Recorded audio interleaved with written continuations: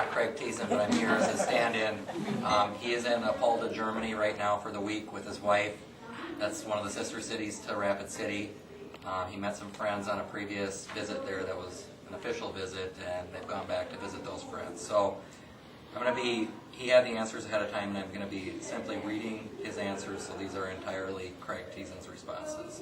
And his response is, my entire adult life has been spent in public service, from Peace Corps volunteer to police officer to police chief, with lots of community service activities along the way. Can you speak up, please? Sure. Service in the legislature is another step along the path. I hope to make thoughtful, logical decisions that ultimately benefit my district and the state. I'm not a single issue candidate. I don't have an agenda other than to address the many and varied issues facing state government. I think I can be a good legislator because I have a very well-rounded understanding of my constituents and the problems and challenges we all face. I can listen, communicate, and make decisions when they are needed. Besides that, I truly care about my community. From Craig, first of all, I believe there is an education funding problem in South Dakota. When half the school districts find it necessary to opt out of the current funding formula, that tells me that there is a problem. I also think that it is dangerous to believe that we can continue to produce quality graduates with the current levels of funding.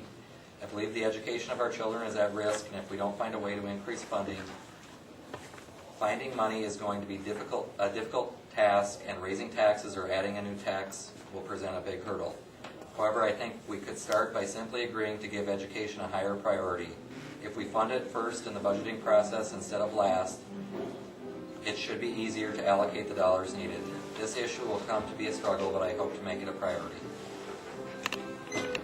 I do not think the government should try to require these professionals to act against their beliefs. The marketplace will take care of the issue. I can't imagine that Safeway or Walgreens would tolerate an employee that refused to sell their products.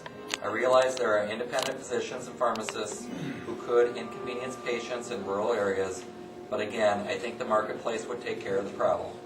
With a limited clientele, these professionals would pay a stiff price for alienating their customers by restricting their sales.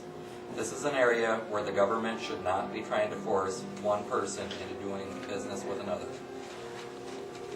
This is a huge subject that certainly can't be addressed in 2 minutes. First of all, state government has limited impact in many areas controlled by tribes and or the federal government.